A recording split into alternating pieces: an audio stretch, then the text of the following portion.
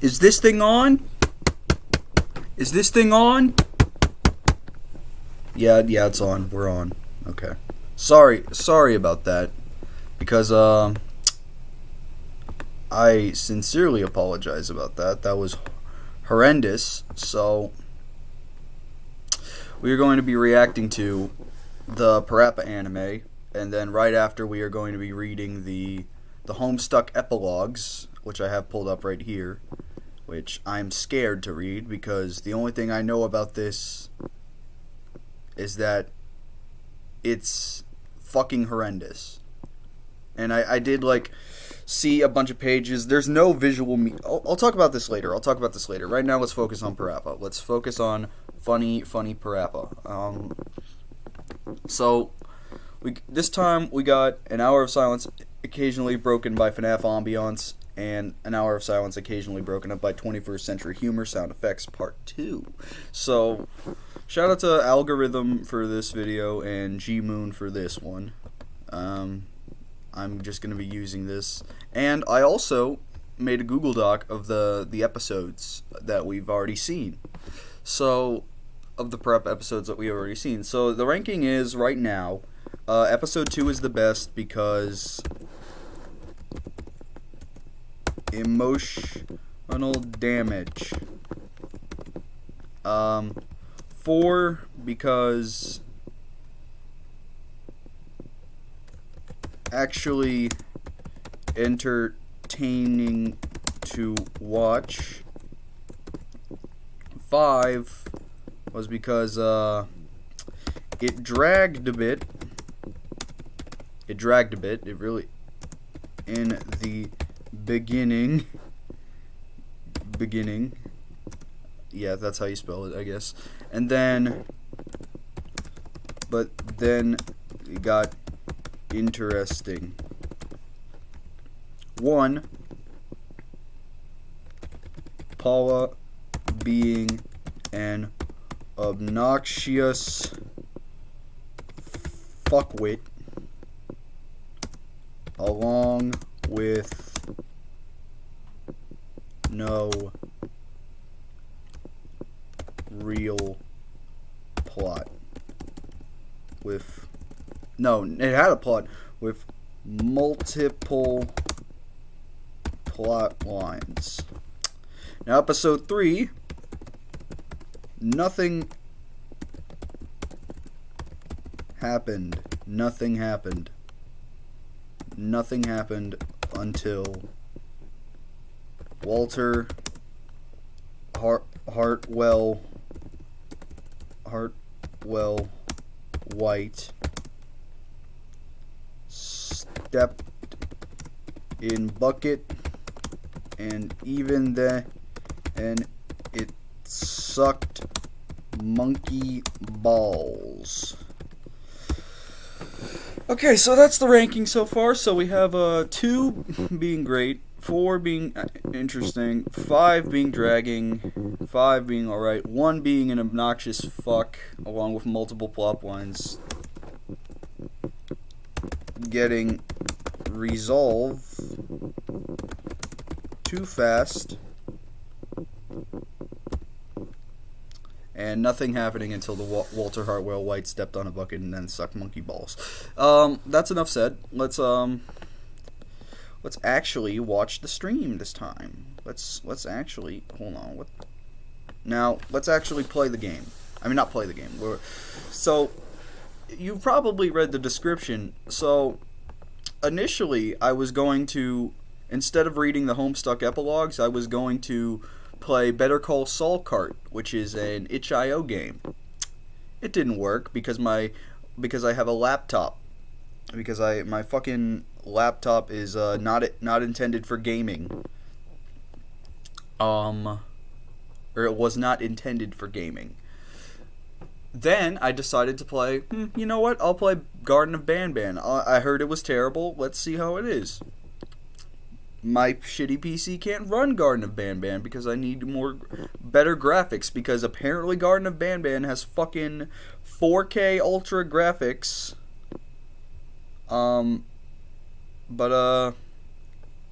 We got so the episodes, but so I'm just gonna read the epilogues, and I will voice what I think about them. So if I'm not talking as much in these two episodes, we're probably gonna watch Let's Go for the Dishes and Burgoyse or Burgoyse, whatever the fuck you pronounce it. I'll probably pronounce it fine. In the meantime, let's watch it. Let's get in right into it. Also, we'll start with these. Let's start with 6. Okay. Volume needs to be all the way up on these. Alright, hit play. Excellent. Alright, here we go. Smile, loved. We're skipping the intro. Hello? Why did that fit? Oh, what? Oh, the copyright. Oh, that's right. Got cut for copyright, I'm sure. Oh, the captions aren't on, I don't think. Look at him. And there we go with the fortunes again.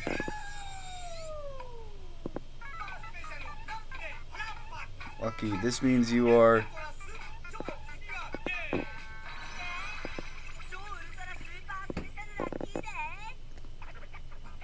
That's a nice cold Freddy. Okay. We also have all you could eat options. Huh. That's different from what this says. Aw, shit. The boys. I forgot what this episode was about.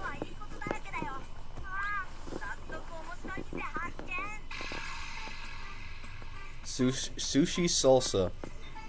That sounds grody as fuck. I'm not a fan of sushi. I like my fish. Cooked. You're being cocky.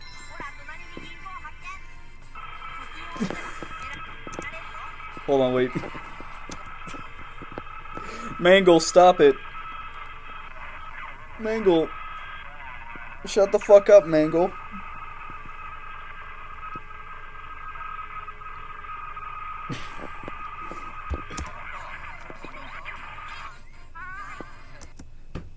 This motherfucker does not have a savings account.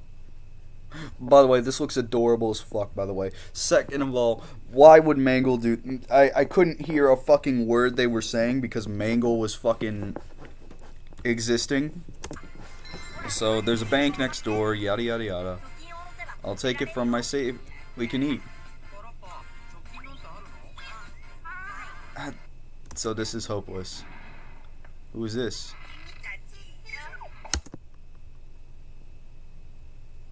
This is Gaster. There's no way around it. This motherfucker is Gaster. Even sounds like it. Foxy, stop it. Okay, as long as you help out for the shop. Okay. That motherfucker. Okay, that's a cute picture. Hold on, wait a minute. Wait a minute. That is 100% Gruber. Why are his hands purple? This is a fucking mask. I think that's exactly what they were going for. I remember now. And I wasn't spoiling it, but they're eating all the sushi they want, and then they're gonna have to pay for it.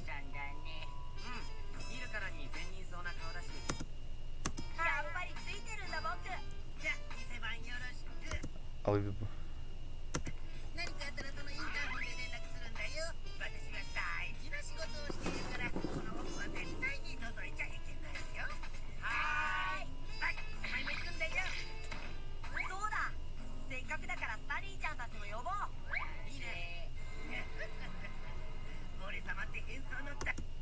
I am the master of disguise.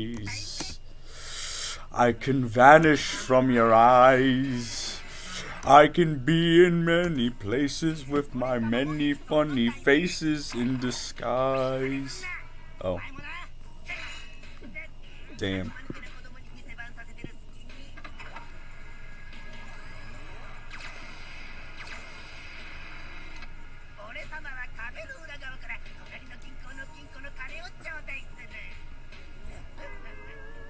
Okay, so this motherfucker is dead ass robbing a bank.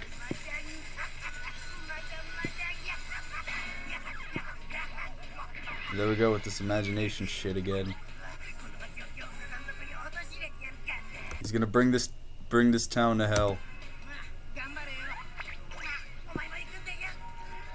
Okay. Whole squad.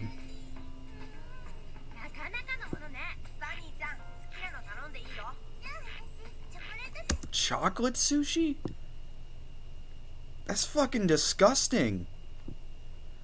Chocolate and raw fish. Is that a thing? Is that a thing, chat?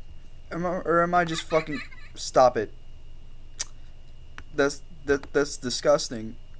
Stop it, Balloon Boy. Yeah. Well, you two... We've already discussed that you two have little to no brain cells, so... Yeah, Matt is fucking the voice of reason here. How are you gonna make some?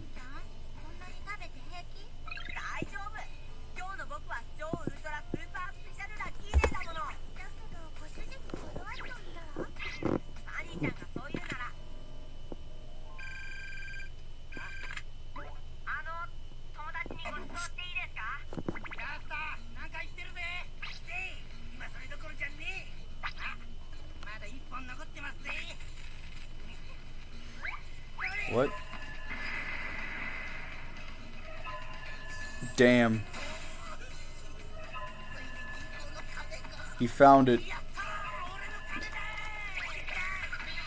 And they're gonna blow it up. Goddamn. Oh, and... Jesus Christ. Wow. Beautiful.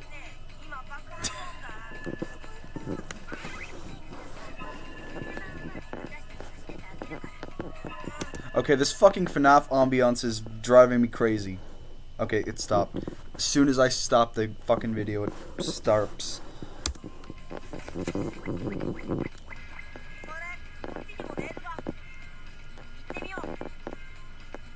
Daw. Bozo. What? Huh? Okay. This is interesting.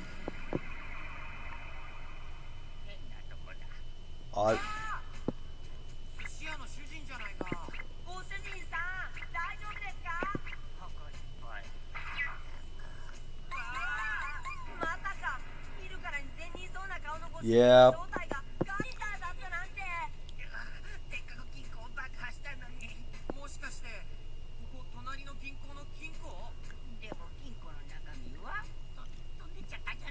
You blew it all up.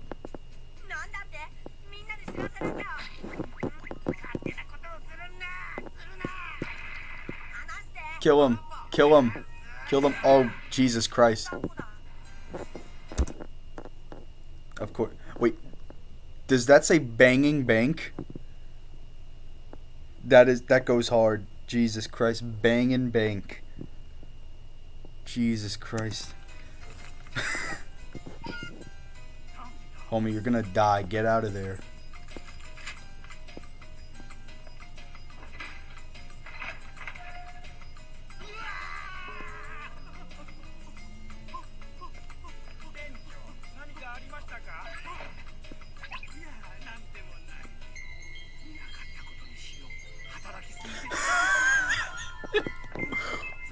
What?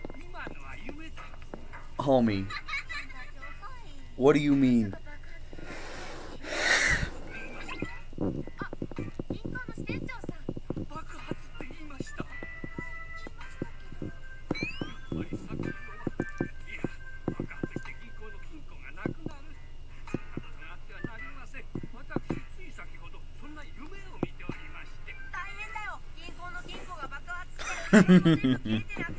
Okay.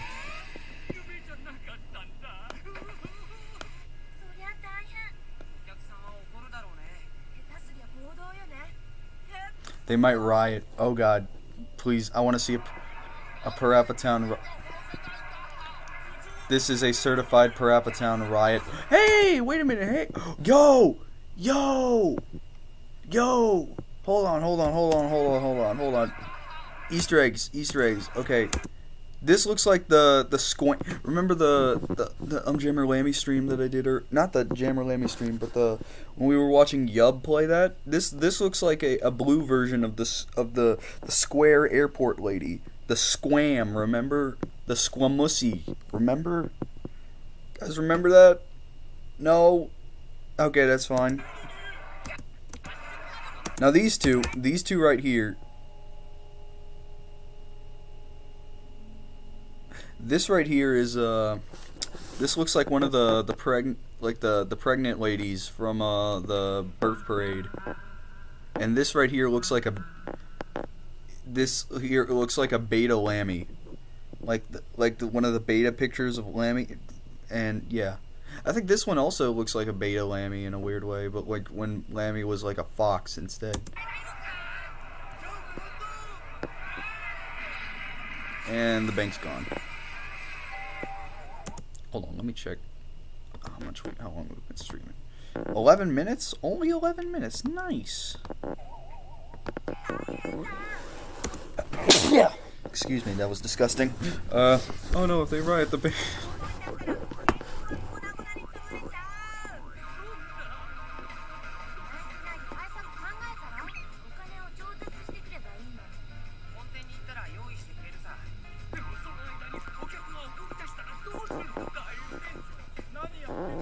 Oh, the eggplant dude.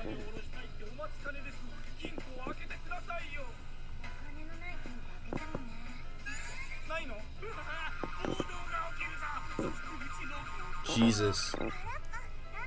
I thought this was a middle finger for a second, though. That would have been funny as shit. None of this is lucky. You're not gonna save the bank, are you? You're gonna do something that'll incidentally save the bank, but it'll be nothing that you can control.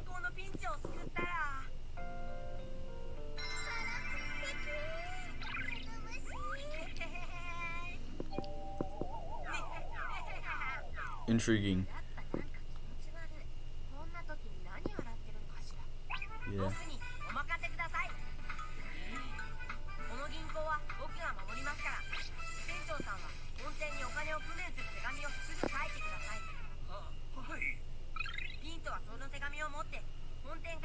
Okay. God damn. Aw, shit. Money.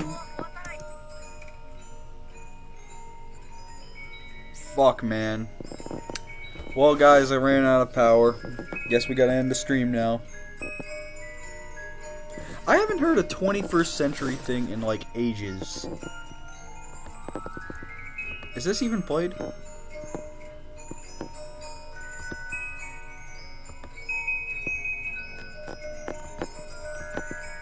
Yeah, this is playing. Alright. Can this fucking end already? The joke has passed.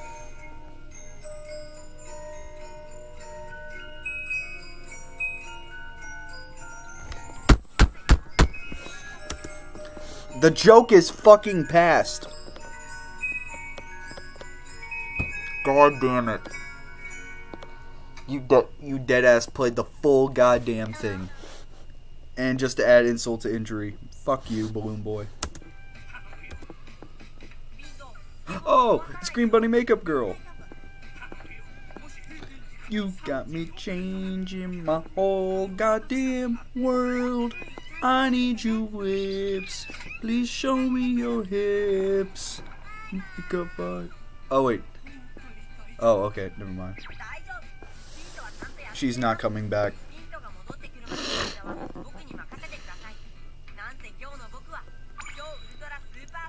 A lucky boy. I'm gonna break my keyboard if I keep slamming it like this. Oh, wait. The Bang and Bank. I still can't believe that's what they call it. I'd be pissed too. Yeah, especially none of these motherfuckers look scary. Especially each and every one of them might have hostile thoughts. hostile thoughts. Let me lie down like this. More fucking Foxy. Jesus. That is obnoxious. Hostile thoughts. Good. Oh, no. Parappa, it's not gonna work out. You're gonna be slightly lucky. People are getting even more pissed.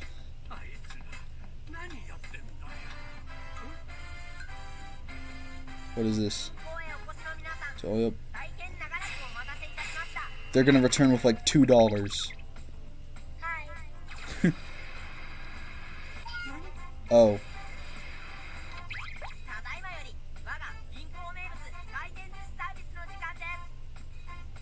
Yeah, they're still fucking pissed. Yeah. Oh. They're gonna pull out a gun. They're gonna pull out... Oh. Okay. Alright, that's fair. Alright, great.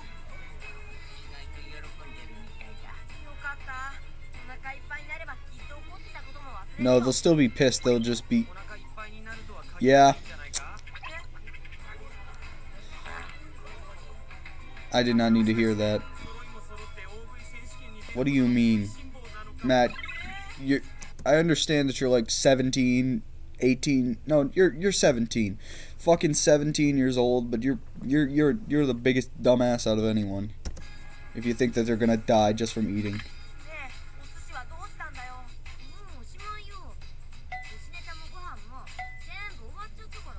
Oh, way to go.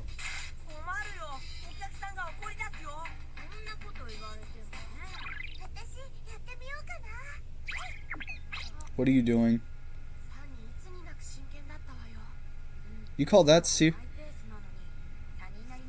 What is that supposed to mean, Paula? A my pace type of girl? Okay. She takes things like at her own pace. Okay. I get that. Okay. I thought she was calling her fucking like slow or something like that.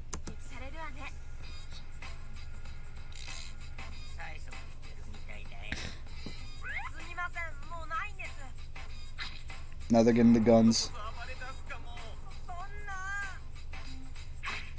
Oh. Oh, okay. I don't think you can have... Yeah, you can. You can have guns in... Wait, can you have guns in Japanese anime? I know... Maybe not in kid shows, but like, especially... I know in America you can't. Or you couldn't back then in like 2002, whenever this fucking came out. But like, could you have, Could you show guns in, Could you show guns in Japanese kid shows? Maybe? I don't know. See how we're doing. Alright. Wait, how much time what you got? Okay, 23 minutes. Alright. They appear to be full.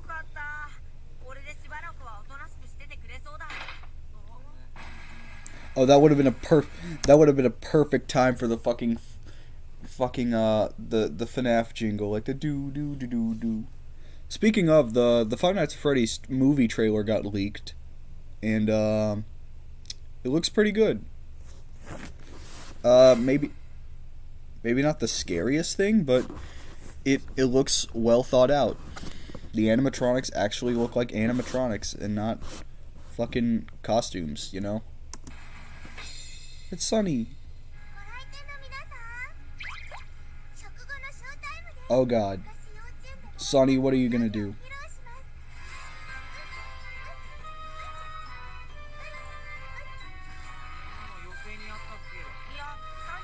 Yeah. What are you doing? Yeah, I'd be pissed off as I saw this too.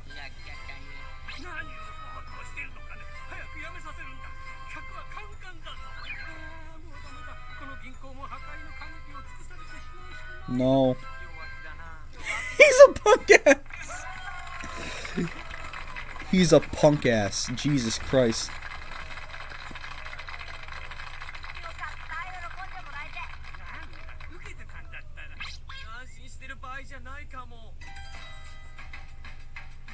Yeah. Okay. He's a punk ass. God damn. Oh, hey. Oh, cheerleaders. Okay. Alright. I wonder what's next. I'm excited for you. Oh, Matt. Oh, it's Matt's turn. Magic Matt. This trick was popular. What is this? Matt is like the fucking everyman, and yet nobody likes him.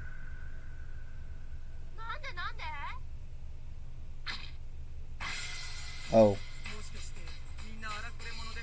Oh, they all hate magicians.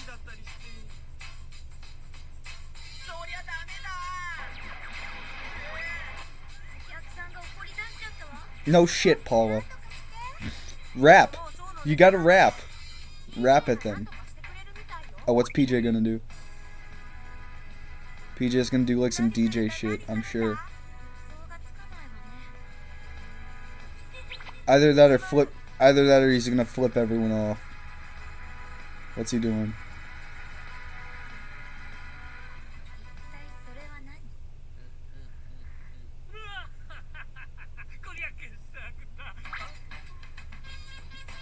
What the fuck was that? Okay. Okay, then this is just the same footage from earlier. Oh, it's about to close. What?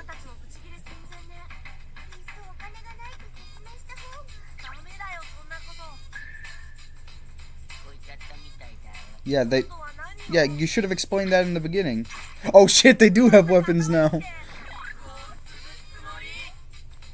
Oh god. And Parappa Town's fucked up. And they got weapons and shit. Freddy Fazbear's gonna come. Okay. That was a good time for an Among Us. Karate moves. Kick, punch, it's all in the mind. If you want to test me, I'm sure you'll find. Alright? Nobody will care. Yeah. Yeah, it's kind of too little too late for that shit.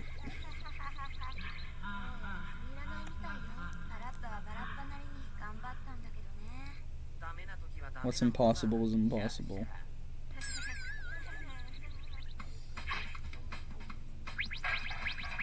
Oh, they're giving him stuff that... Oh, they're giving him...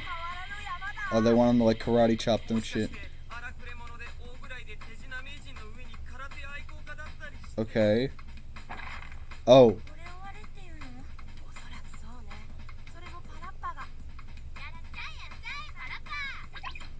Parappa's weak as fuck. He's not gonna do that. Okay.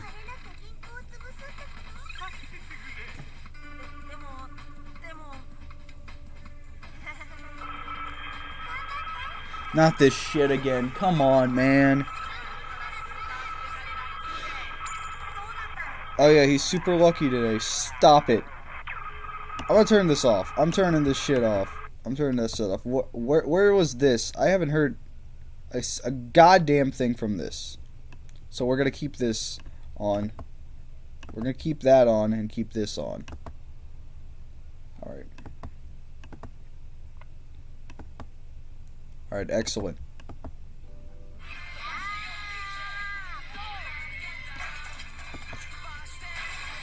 Oh no! Oh, it's an imagination thing. He's not gonna cut it.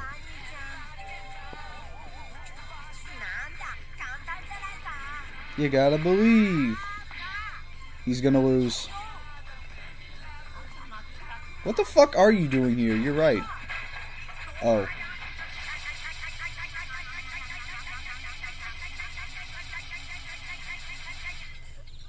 Okay.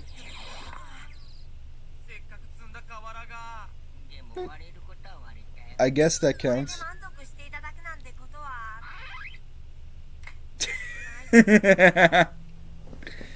They found a loophole.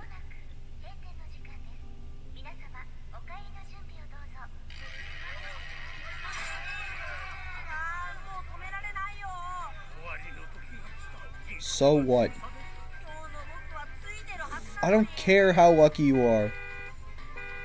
Oh, is that Paula? Wait, what? Who is that? Who the fuck is that?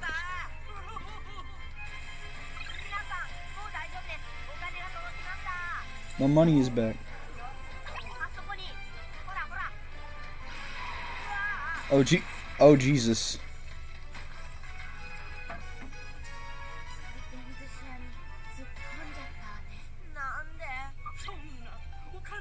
Oh, they're gonna put it on the conveyor belt. I know.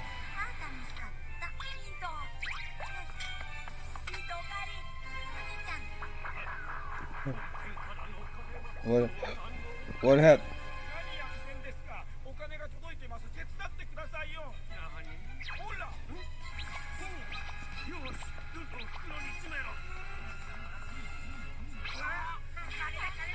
Oh, and they're fucking taking it. Instead of ogling it, take what you can get, motherfuckers. Oh. Oh, damn. Somebody's gonna be disappointed when they open it and find a whole-ass man there. Or not.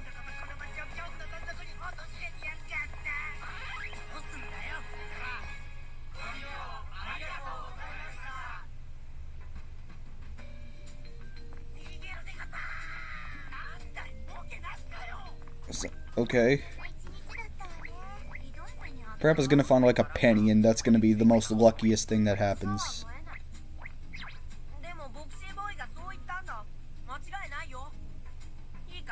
Oh wait. Super for you, Pa.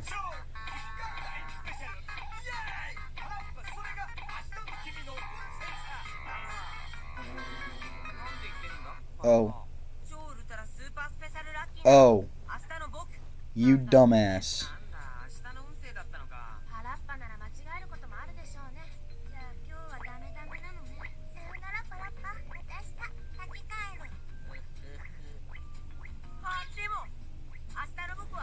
Okay, I guess that's fine. He's an optimist. You're gonna Are you gonna win a lifetime supply of noodles or some shit? Okay, so thoughts on that episode? Okay, not bad, not great, but overall okay. Let me check the audio real quick.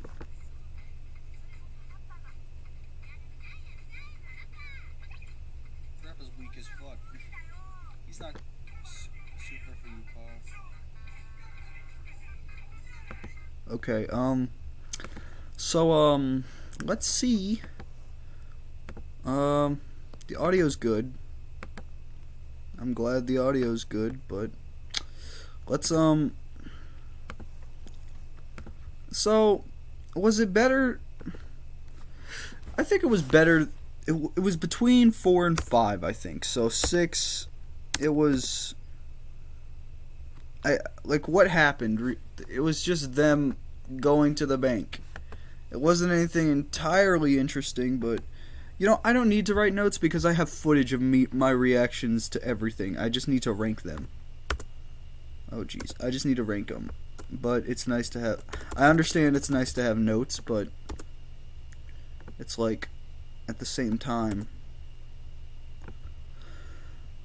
I don't know, you know. So anyway, let's watch it. Alright, let's watch the 7th episode, Burgoyne. I think this was the one with Chief Puddle, which is great because the show needed cameos from other fucking people. Wait, why is this one at peak? There's a peak at this scene too. Oh, it's just them playing basketball. What? Begin. Oh. Alright. What's he sniffing? Burning. The fire from the pizza store. Wait, who the fuck is that? Oh, fucking. What the fuck even is that? A shoe? Like a piece of broken glass? What? A leaf? What is that shit? Yeah. Yeah, and they're gonna call Chief Puddle.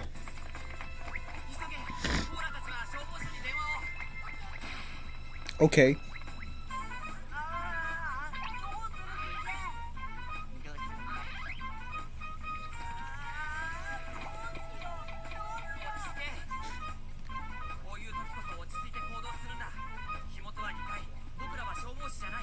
Okay.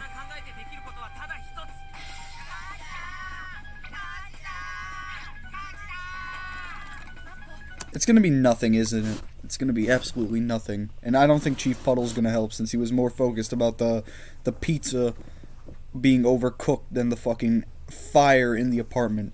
Then I'm Jeremy Lamy.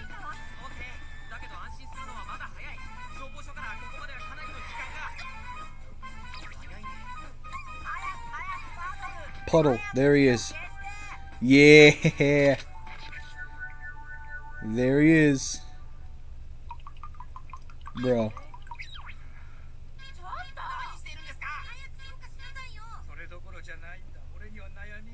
What do you mean your heart's not in it? Homie. Homie. Jesus.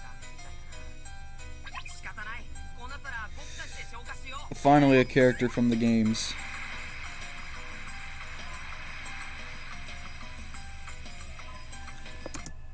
What? I thought I turned off the FNAF thing, or was this... Oh, this is just too quiet, that's why. Okay. This is at a fine... You know what, we don't need this. We don't need any Hour of Silence bullshit. We just need to watch the episode. There.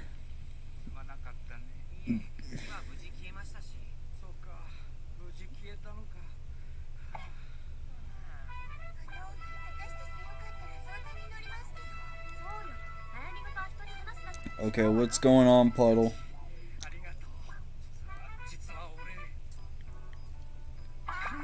Oh. Homie. Freaking stupid.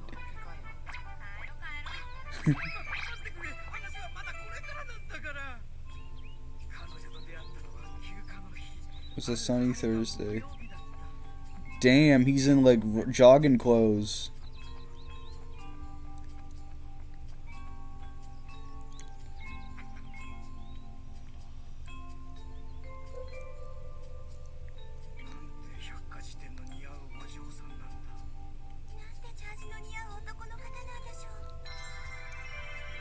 Ah, it was love. He's in love.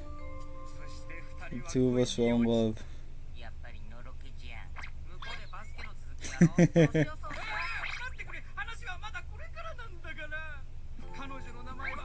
And Marion Tambourine.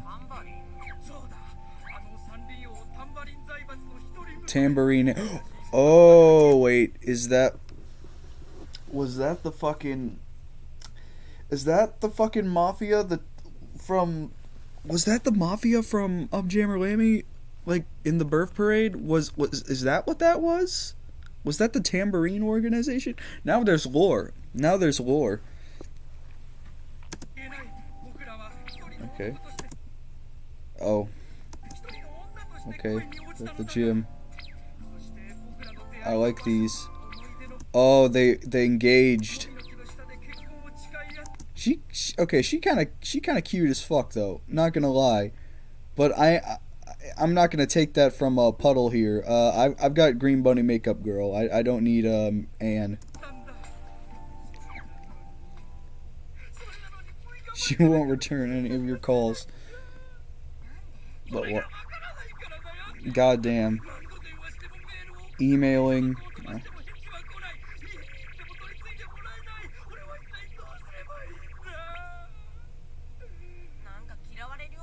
Like you did something wrong. You shouldn't have chosen the library. Oh my god, Jesus Christ. That's not the problem at all. That can't be the problem. It's a well-accepted rule in a relationship. You should always understand what your partner would do, regardless of it. Okay. What?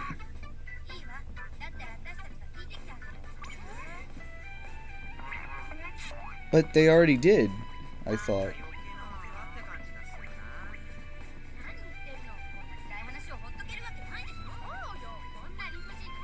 Okay. Alright.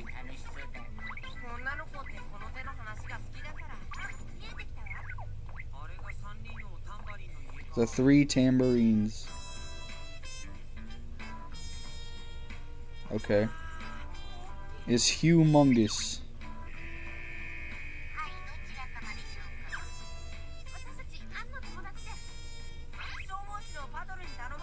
Don't.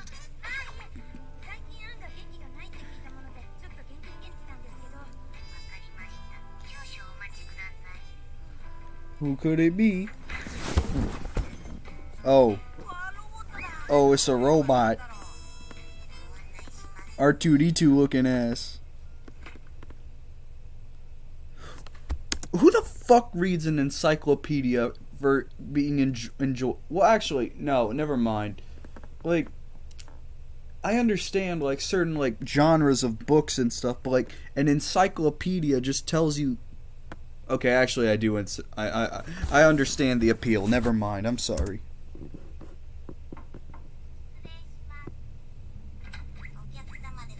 You have visitors.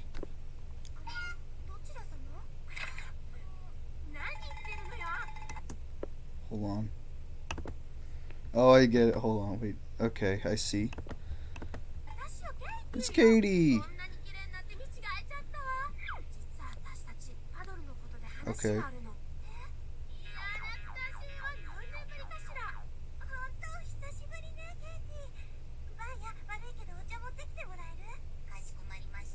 Okay.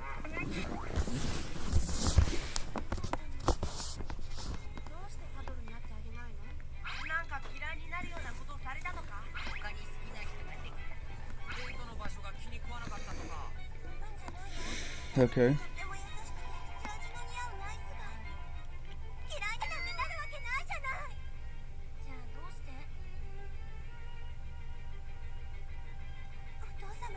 Oh, I see.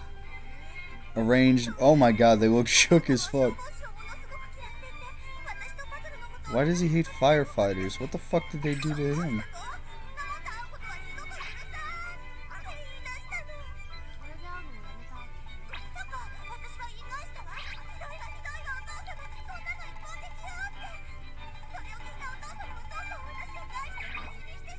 Okay. Okay. Yeah. No one could end this.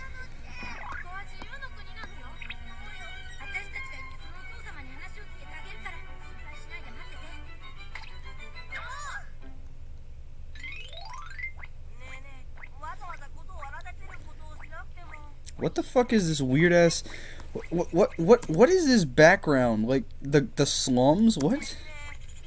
What is this road? Oh, there. Okay, it goes there. I get it now. What? Rocket to the river, roll with the beat. You get it. This is it, Luigi. Let's go.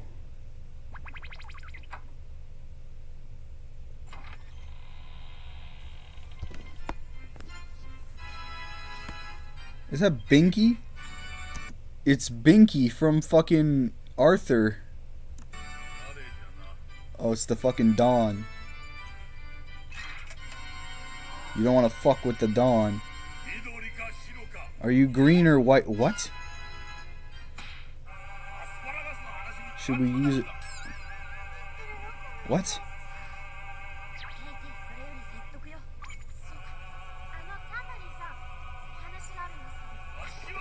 I love dignity. What?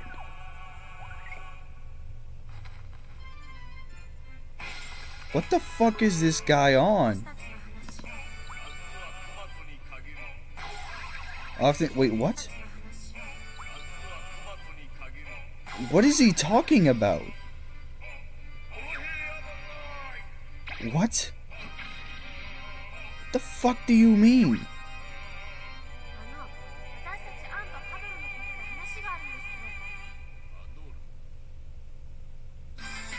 You say puddle, okay. Good to know. No.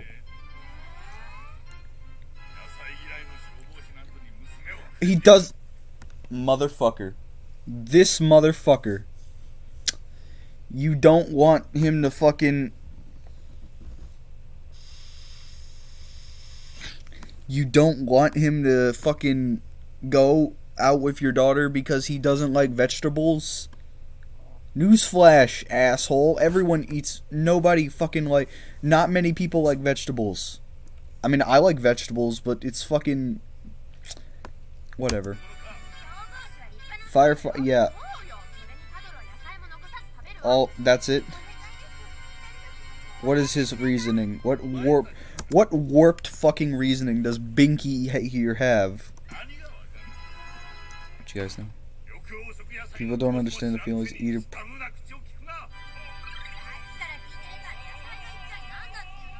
What the fuck? What the fuck is this goofy ass opera music like? Oh, la, la, la, la, la, la, la. Like that shit. Like what is that? Like why? Oh, is it talk is cheap, believe me.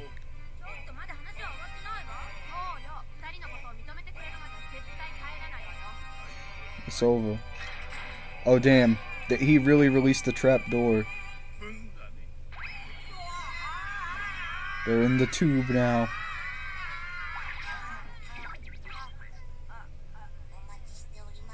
I've been waiting. Who said that? Oh, Robot.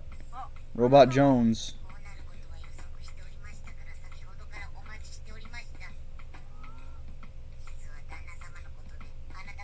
It's hard to get through.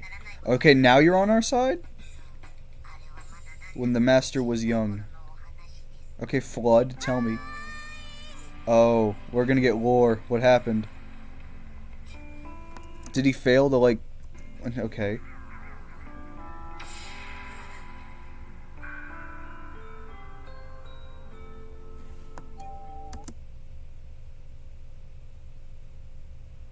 Is this motherfucker serious?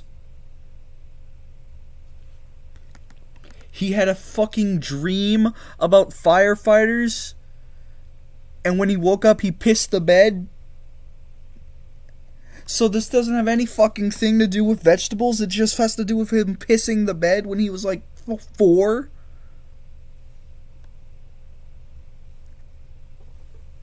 This is a weird fucking anime. I'm being honest. This is fucking weird. I mean, what do I expect? It's Parappa, but at the same time, that's the dumbest reason ever.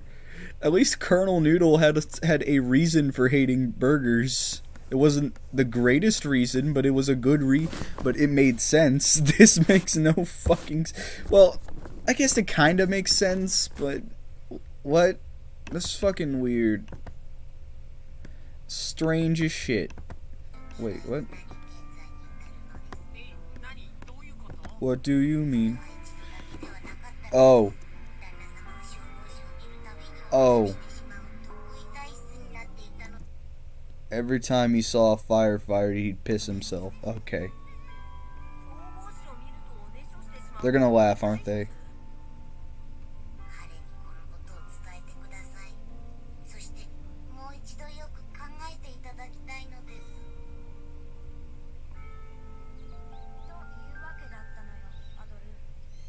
He must be pissed as fuck, too. Pun intended. Puddle is fucking angry.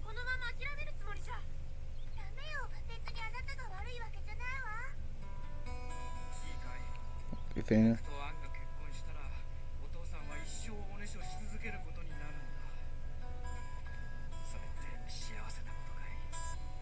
Oh, okay, that's alright. Oh, I see.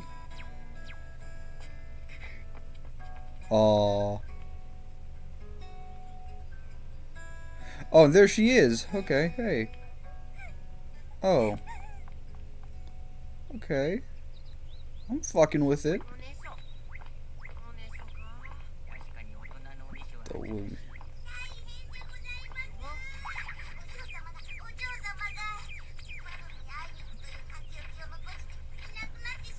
Oh wow. And okay.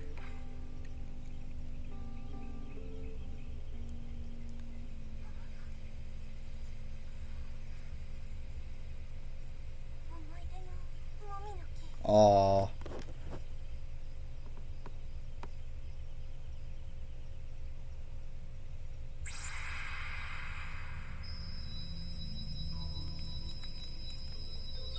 Oh shit. Oh, and there's gonna be a fire.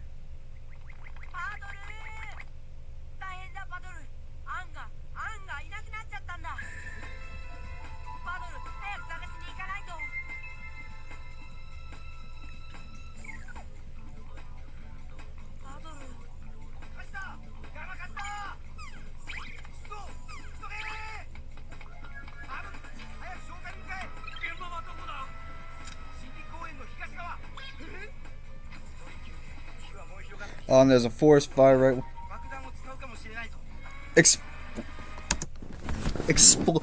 The fuck do you mean explosives?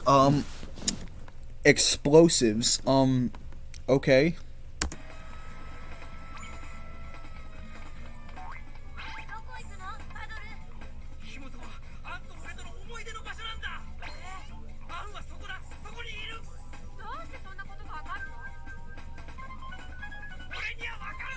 Okay, that's that.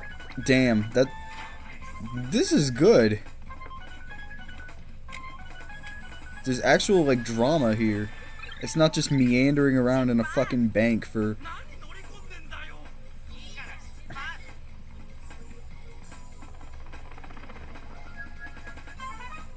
Oh, it's the plane from Jammer Lammy. Not the plane level, but it's like a.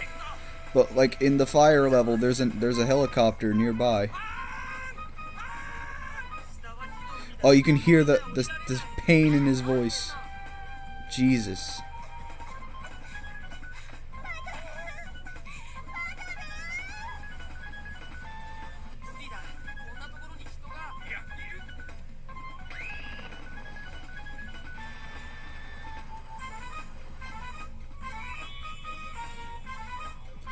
Oh, and the ring.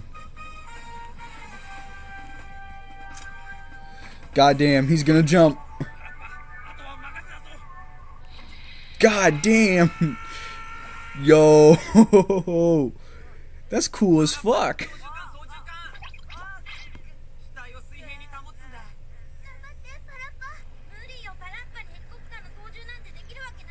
Why are we focusing on this? Wait, what? Helicopter maneuvers. What?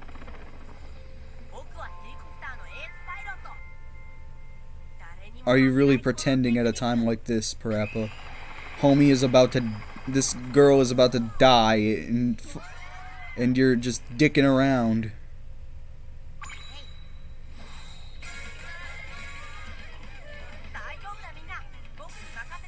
That's not your line. It's, I gotta believe. No.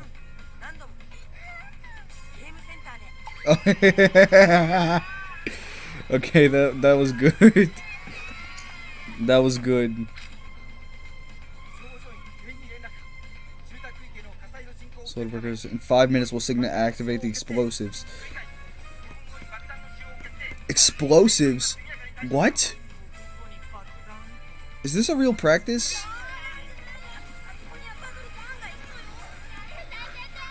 Wait, shit.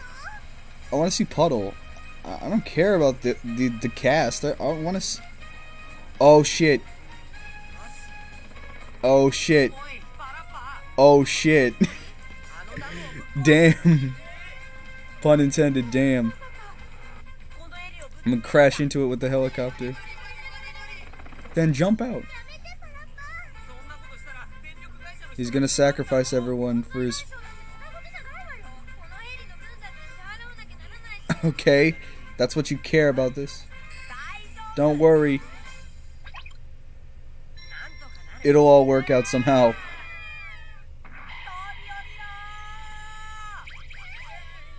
Okay. Shit. Okay.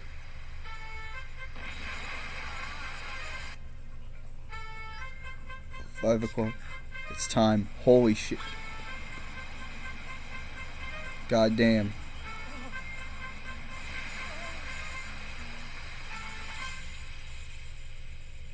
I guess that worked. But now there's flooding to deal with. What happened to Puddle? What happened to Puddle and Ann? I know their asses didn't die, I'm sure. Because it would be insane if they did. Where did you come from? Oh, and it's the tree that they... Oh, shit.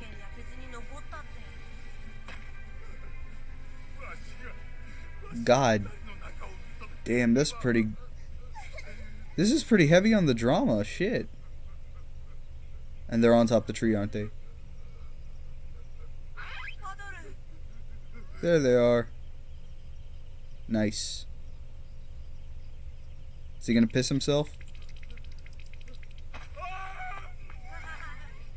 God damn.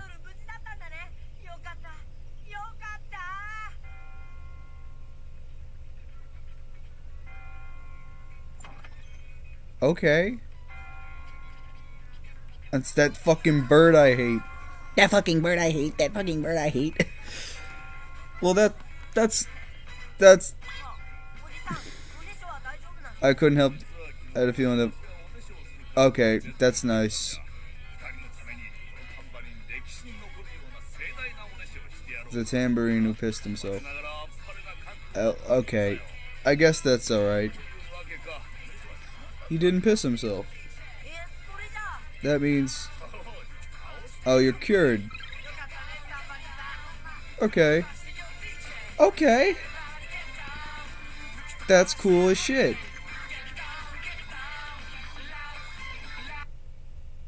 Okay, now it's just...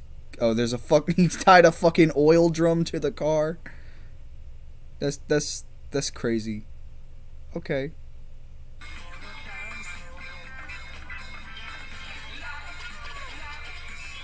Alright, that was nice. That was cool. That was good. That was really good. Do I think it was better than 2? No, it was not as good as 2, but it's a really close. So 7 was really good. I liked that a lot. There's a lot of action. Alright. So then, yeah, this is, yeah, that's our Parappa episodes for today. So, now, next time, I don't know, I might stream tomorrow, I might not, and we're not ending the stream now, we're just moving on to the next segment. We've only been streaming for like an hour, so we got an hour, 30 minutes left.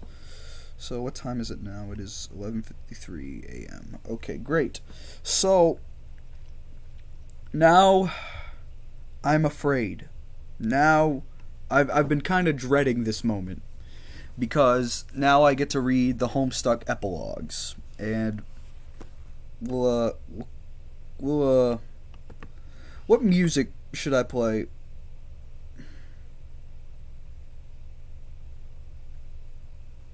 So, I wonder what music should I play. Now we're gonna read the Homestuck epilogues, which I'm scared. I don't know if I should or not. So, we're gonna start reading. And I'm gonna read out loud. 'Cause, fucking, why not? I would highly recommend that you read Homestuck prior to this.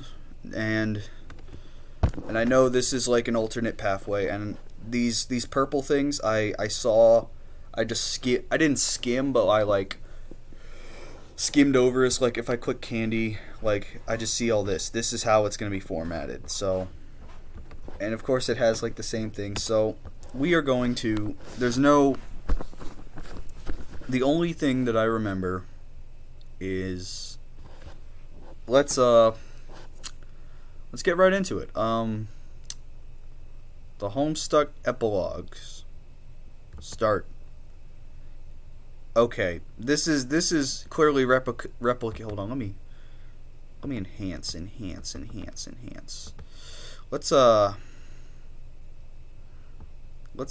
enhance this thing. So who's gonna be in it? John, Rose, Dave, Jade, Jane, Roxy, the Alpha Kids, the Beta. I'm fucking sorry. What? Barack Obama? Okay, Aradia, Tavros, Solix, Karkat, Kanaya, Terezi, Vriska, Gamzee, Eridan, no Equius? There's no Equius. What? Vriska, no Equius. Gamzee, Eridan, and Pfeffery. Pfeffery and Solix, who barely fucking did jack shit during the entire damn comic, get more screen. Pfeffery gets fucking development, and Equius does. Well, I guess. Dave Peta Sprite, Calliope, Caliborn, Lord English, original male characters, original female characters. Okay, so OCs. Okay, I'm scared. Content warning. Holy fuck. Let's read this content warning. Graphic depiction of violence, major character death, rape, the economy, xenophobia, pregnancy, alternate universe, mind control, non-con, breastfeeding, misogyny, sexism, transphobia, misgendering, canon compliant, canon divergent, redemption, dubious consent. What the fuck am I going to be reading? Mindbreak, world war, political intrigue, robots, child abuse, roughs. What the fuck? None of this shit was in Homestuck. Rough sex, child neglect, alcohol use, breast milk, death, incestuous undertones, mental illness, suicide, polyamory, clown dynamics, meta abuse, what the fuck is fridging? Genocide, diapers, murder, honk, children, gender transition, depression, toxic masculinity, sexual abuse, friends to lovers, speciesism, babies, manipulation, gore, infidelity, marriage, non-binary characters. What the fuck am I about to read? Because this does not feel like Homestuck. None of it. Well, some of this shit was in Homestuck so far, but definitely not rape. Fucking. I'm gonna have to put a fucking trigger warning. Okay, so trigger warnings for any of this shit. What in God's name have I gotten myself into? Milking, identity questioning, feet, political rebellion, fascism, rapping, drug use, funerals, religion, eating, food, aliens, possession, light BDSM, theft, furry, anthropomorphic characters, power imbalances, blood, fucking trickster mode, body horror, gerrymandering. What the fuck is gerrymandering? Starvations, cuckolding, interspecies relationships, guns, vor. This better be just a massive joke. This better be a joke. Half of this shit does not seem like... If this has fucking everything... If all of this shit is in this... then this is the worst fucking piece of Homestuck media that has ever existed. Because none of this shit has ever been in this. Side note, I've only read, like, a little bit of the epilogues, like the first 2 chapters. So and that was like years ago, and I barely remember anything. Assassination, alien biology, detransitioning, chronic illness, vomit, drugging, cannibalism, unhealthy relationships, capitalism, eggs, slut shaming, black romance, kidnapping, fago, bimbofication, poisoning teenagers, fuck off with that. Reality television, fucking Avi, that's this what? This better just all be implied shit, not ghosts, revolutionary rhetoric, self-sacrifice, propaganda, super PACs. What the fuck? Pica, early 20th century dance movements. That's gonna prison camps. Existential crises, xenophilia, daddy issues, bad parenting, addiction, clown. Language is English. 10 years after the adventure began, our heroes are enjoying the well-earned retirement on Earthsea, but John still has one last choice to make. What the fuck does this have to do with any of this? Okay. Let's start with the prologue. It starts with chapter 1. Or prologue 1. It starts with a crack. Everything else rises up from that like steam.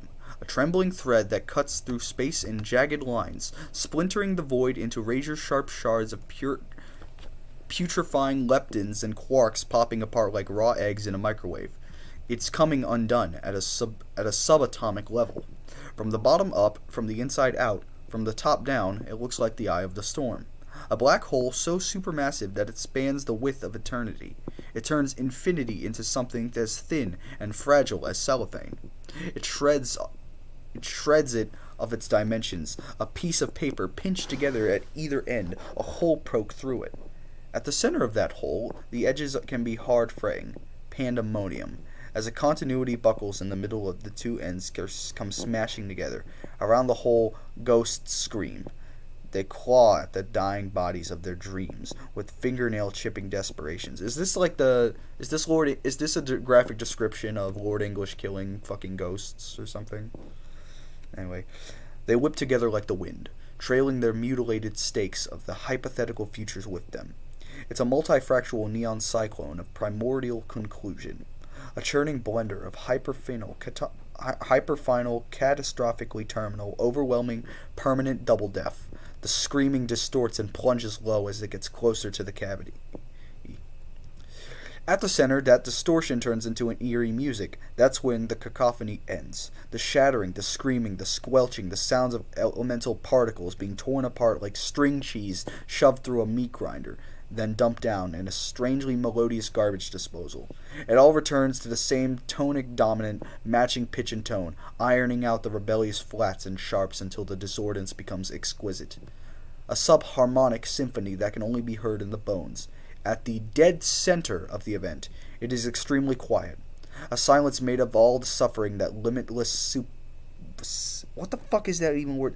Sempernity can hold, bleeding together until the prism turns into obsidian. It is too vast to comprehend, too black to behold without closing your eyes, retreating to the back of your own eyelids to see the comfort of a familiar darkness. It is to reject an absolute tenebrosity of perfect alien. This is the problem with fucking Act 6 in Homestuck, because it has this fucking mentality that more words equals more. It has more words equals me sounding smarter. Like, it makes you sound smarter. I use big words when you can use it in a much more concise tone. In a fucking comic that is not serious in the slightest, like Homestuck, you don't fucking do that.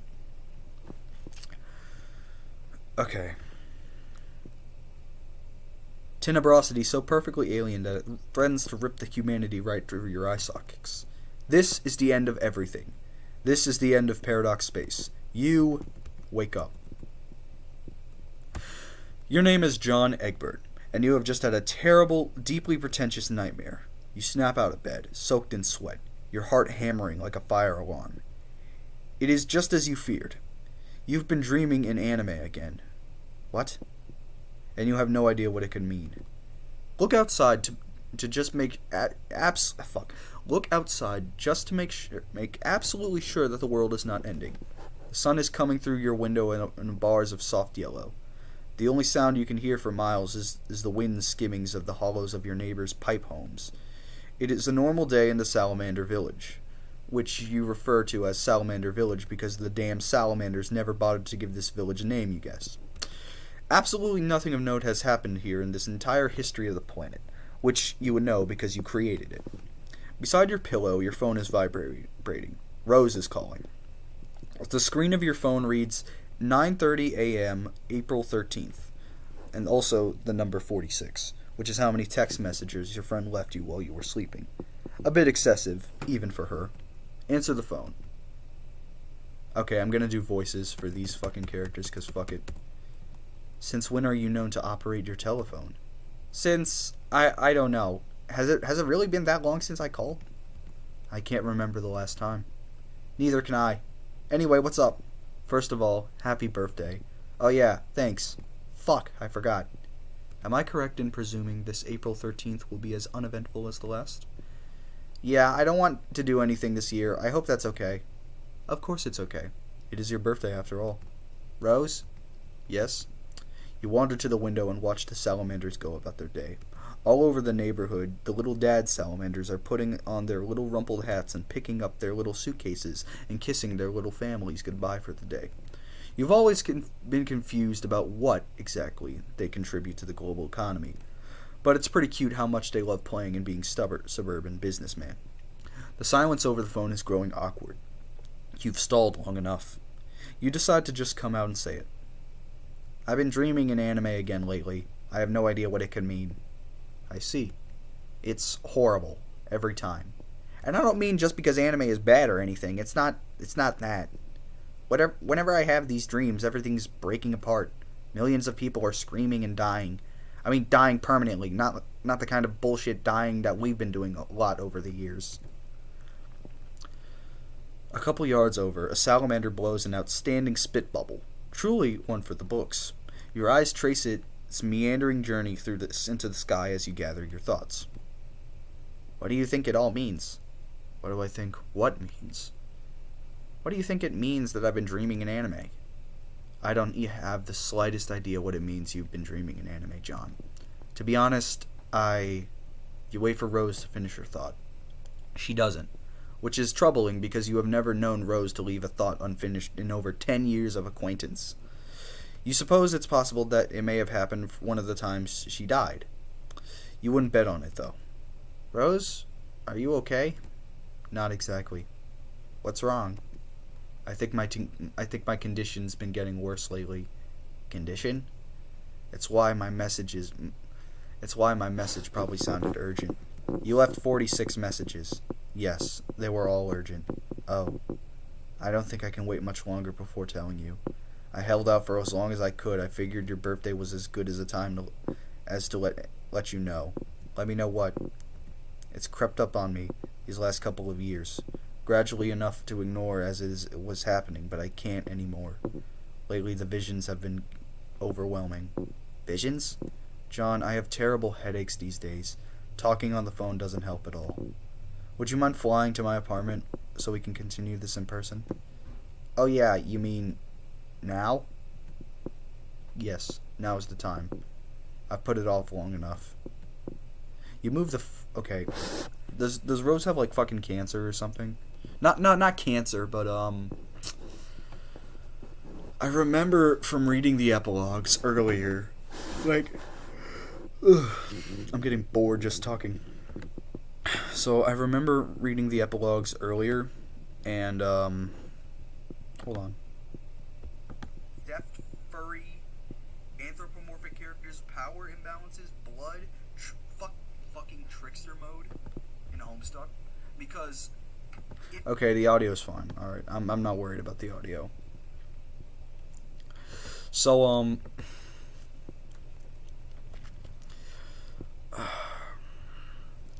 So yeah, I remember like a side effect of having God tier is being like, I don't fucking know. It's so poorly fucking explained. All of God tier is poorly fucking explained in Homestuck. You move the phone away from your ear and assume an expression that you haven't practiced in years. It is the look of a man who actually has something to do. Holding the phone directly in front of your face, you speak into the receiver. Okay, I'm on my way. Bye, Rose. As you hang up the phone, a familiar feeling settles over you. A feeling of standing and being alone. In your bedroom, as a young man, on your birthday, you swear you felt this feeling before. It's almost like a young man stands alone in his bedroom.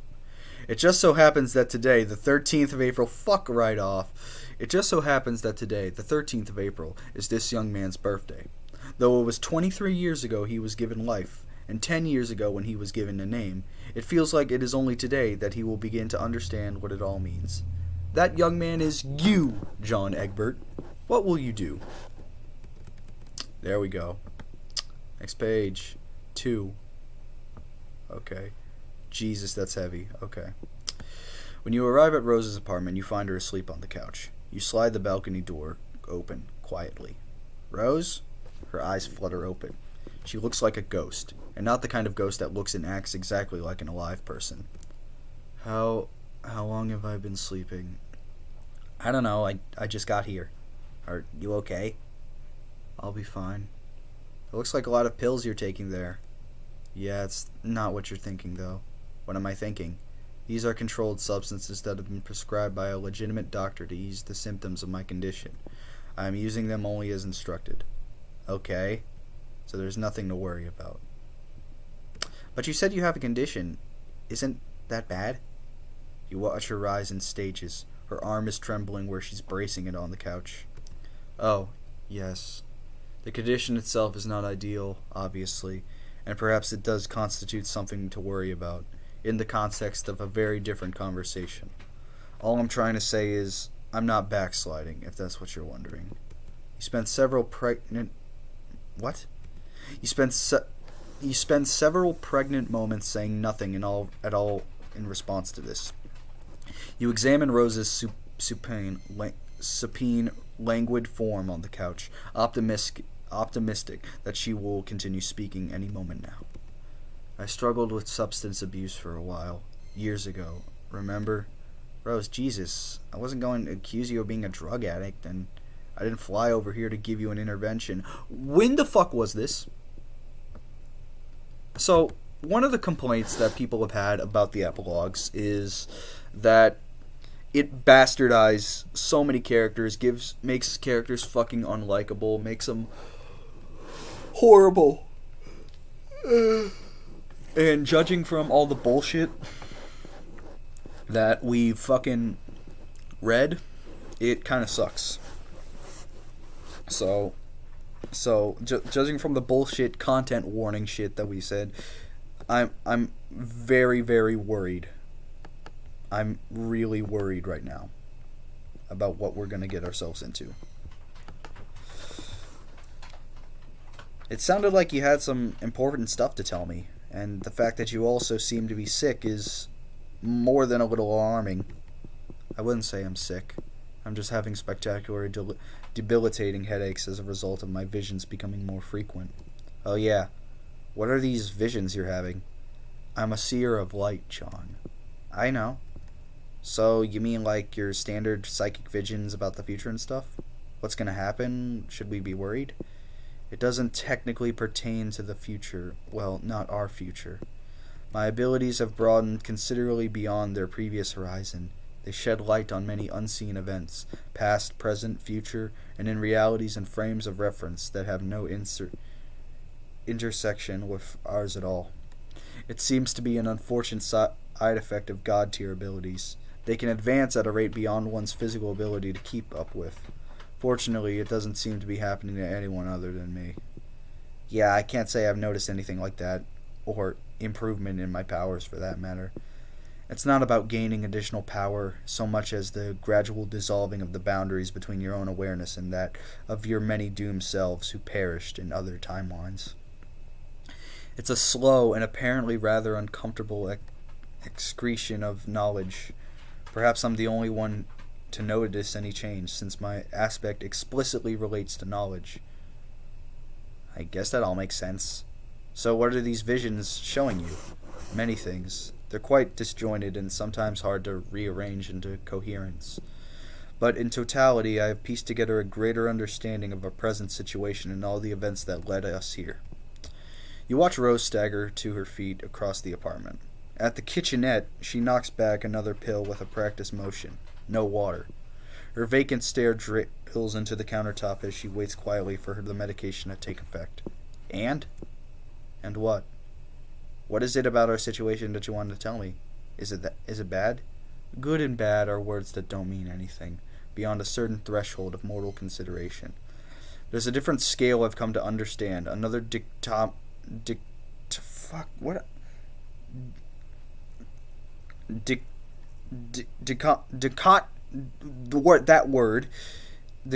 that's less emotional, I guess. Consider, instead of the words good, using the word essential. And what exists at the opposite polarity from essential is something that is best not to contemplate. What are you talking about? What are you talking about? This sounds fucked up. Yes, that sounds like a reaction you would definitely have to the things I'm telling you. I really should cut it out and just start from the beginning. You follow Rose up the balcony. She raises a hand and points directly into the clear blue sky. She points with a purpose, as if to say there, right there, precisely, is where the green sun would be if it still existed. The green sun is gone. What? It's been destroyed, at least from the current frame of reference it has. It still existed, and therefore, in a way it's hard to explain, currently exists over nearly an infinite span of time, presiding over the birth and death of countless universes. But this universe, our universe, is not one of them. You saw this in a vision? No, Jade told me. She did? How does she know? She can't draw from its power anymore. She no longer has the ability of a first guardian. It's been this way for several years. I suspect she has kept this fact on the down low, however. That's surprising, I guess. Or maybe not. I don't know. It's not like she tells me a whole lot these days. It's also not like she's had any particular need to unleash the full fury of the green sun, not while she's been gallivanting around with Dave and Carcat under whatever perplexing social arrangement they have settled on. Okay, so they're in a polyamorous relationship, I guess. I think. Anyway, her account of the sun's destruction syncs up with the data supplied by my visions, and I have no doubt it's gone. How did that happen? It doesn't matter much for our purposes. There was a cataclysmic event, a suicide strike by a very powerful being, much like the one Dave and I attempted, once upon a time. But it turned out the explosive force was released only a catalyst, a casual gesture. What was needed to destroy the sun was a consumptive assault. Consumptive? The entire sun was swallowed by a supermassive black hole. I digress, though. You press your eyes, son. Just for a moment. Behind them you see a black hole so supermassive that it spans the width of eternity. You quickly open your eyes again and pretend to forget what you just saw. There's really no route through this expository garden path that will adequately cushion you from the bottom line, John. You will need to travel back into canon and defeat Lord English. You shrug and try to look casual. You pull off the most casual shrug that a guy has ever shrugged when being presented with the inevitability of his own fate. If Rose were looking at you right now, she would totally be convinced that you are approaching this topic with a level of nonchalance that is entirely plausible and genuine. You're sure of it. Yeah, I had a feeling that was going to come up again someday. I'm sure we all did. That is, even those of us without visions. I was doing my best not to think about it. I guess we can't put it off any longer then? Now is the time. We are rapidly approaching a point of no return. If the decision isn't made soon, it will be too late. The issue will no longer matter. When exactly is this point of no return? Today. Wow. Okay then. First, one question. Why? Why what? Why do I need to go back and beat him? I mean, sorry if this is a stupid question. I guess he's a huge, awful monster, and that That's just what you're supposed to do with a huge awful monsters. Take them down from their crimes and such. But why does he actually need to be defeated and all? To be honest, it's been years since we've even bothered thinking about any of this, and everything seems... Take a look around and survey the current status of all life on Earth, which is totally plausible to do from the vantage point of a single apartment balcony. Fine? Of course everything's fine here. We're outside of canon now. Yeah, I know. What does that actually mean, though? You're saying that this isn't really happening? Of course it's happening. Just because certain events take place outside of canon, it doesn't mean those events are non-canon. Oh, in other words, why is this so fucking meta? Jesus Christ, you could be more concise. I have monkey brain. You can't do that shit. God damn.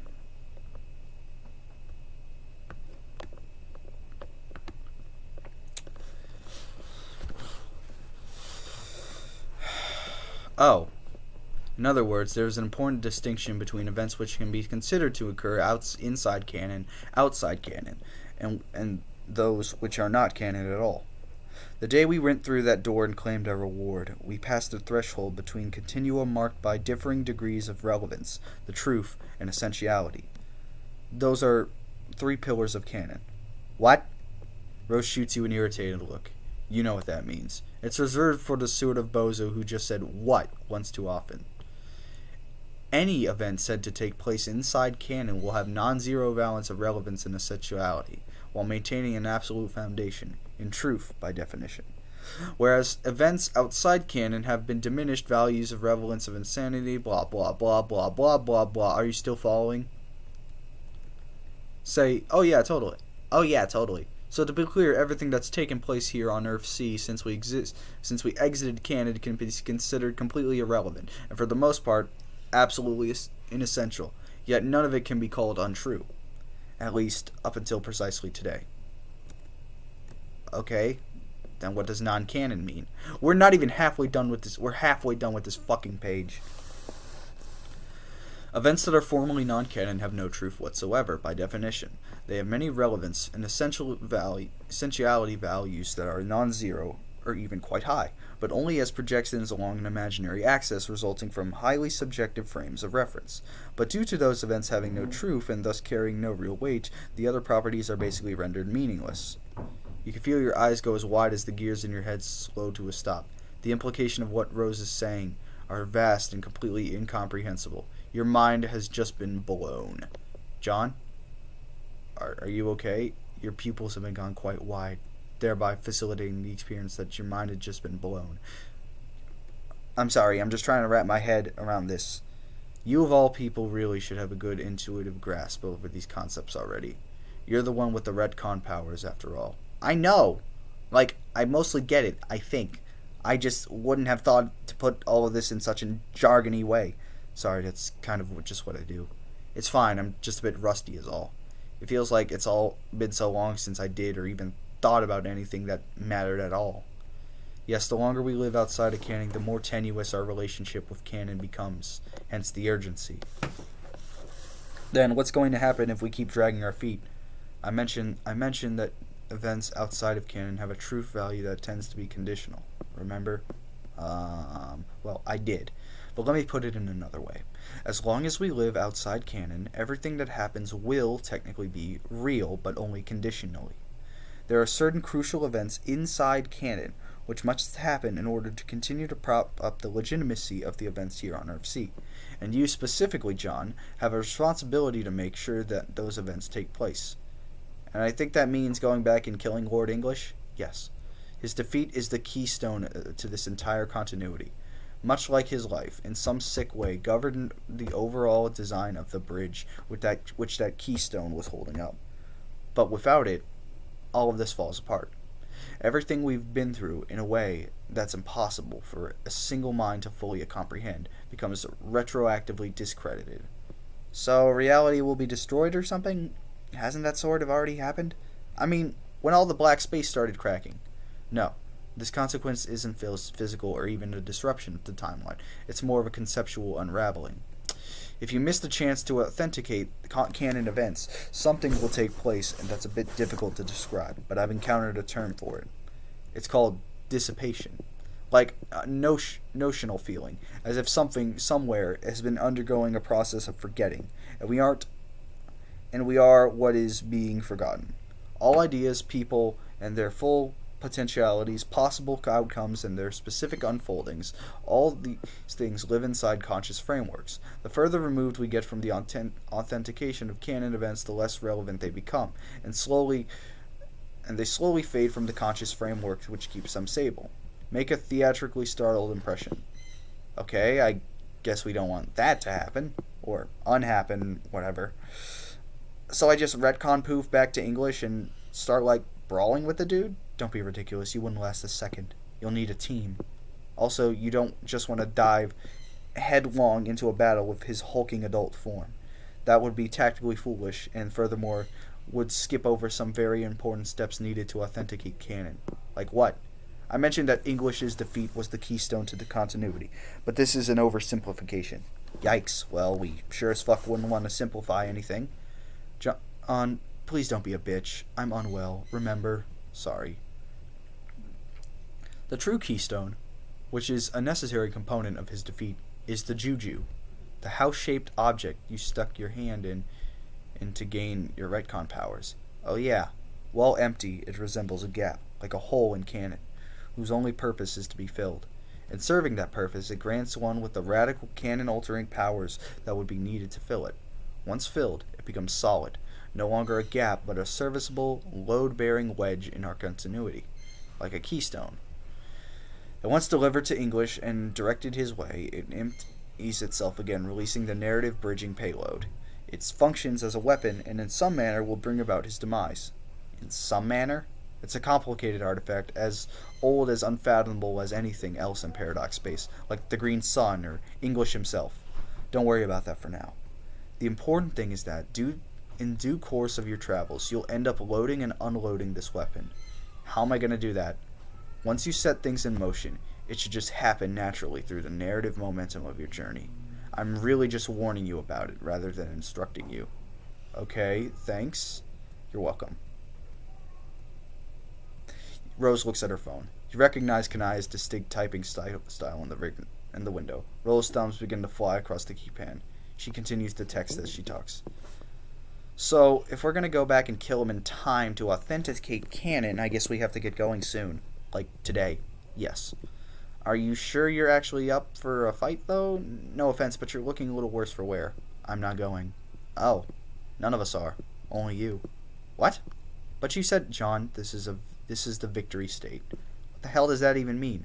When we went through the door and passed beyond the threshold of canon, we effectively retired from bearing any responsibility for influencing canon events. We've all been sort of decommissioned as active players on the cosmic stage with severely diminished relevance attributes. All of us except for you, of course, since you've retained your retcon abilities. Oh, okay, I get that, kind of, but couldn't you all just come along anyway? We could, but it wouldn't serve any purpose. You wouldn't plug up the remaining dark spots in canon. You'll need a group of active players, those still stuck inside the stream of canonic karma. Who? Nothing too extravagant, just different versions of us, younger versions from our particularly dysfunctional impasse on our journey. I can point out the exact moment in canon you should be disrupting and how you should disrupt it. In fact, I've already written it down to spare you the trouble of remembering.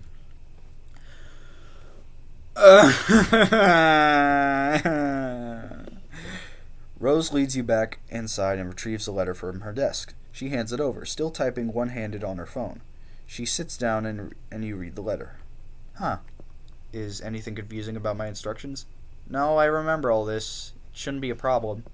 It's just weird to think about revisiting this. It seems like an eternity, just like we were all completely different people back then. I assure you that we are all still fundamentally the same bunch of losers. Rose is ultimately right about that, the way she is about most things. You continue to scan the letter and grimace slightly. Should I really punch her in the face? I felt kind of bad about it last time I did that to someone. Yes, you absolutely should, and must punch her in the face. You exhale and turn the paper over in your hand. You flip it back over, having fully processed the instructions drafted on the purple polished handwriting. You like how Rose still writes in purple after all these years. Some things never change. Alright, this seems straightforward enough. I mean, aside from the part where we all have to fight an invincible monster. He isn't entirely invincible. He will be vulnerable to Dave's weapon. I believe the other gambits should present themselves as well. I don't think it would serve the mission well for me to tell you exactly how it will go. But at least I can offer this bit of encouragement. If you follow my instructions, English will be defeated. It is an absolutely essential outcome. And essential, if you remember, is the word we should be using instead of good. I see you're advising that we go after him when he's young. How long have I been streaming? Okay. I guess that makes sense. Go get to him before he gets all big and strong. Like, kind of a surprise attack? Sure. That dude sucks. He was taunting me a while back. Like, I think he wants me to come fight him. Anyway, I just ignored him, obviously, because I'm not a stupid idiot. But I guess today will be his lucky day. You take a seat next to Rose on the couch. Examine your friend. Her eyes are closed and her hands are folded in her lap. She's not asleep, but she looks wasted. Like all the life in her has been sucked through a straw. Like she's insubstantial. When you were kids, you always thought that Rose Lalonde had all the answers and that she can fix any problem with a wall of text and a witty rejoinder. You guess that much of her hasn't changed. She's still trying to solve the problems you all left behind. You can't believe how sick she looks. How did this happen to her? I should probably just get going and let you back to rest. We can't talk about... This is so fucking boring. You know, you could have just told John, like, all the fucking... the simple shit. Like, instead of fucking blabbing on about bullshit, you could have just fucking said, hey, it's time for you to go back to fight Lord English because canon. Instead of just dicking around with fucking words. God damn.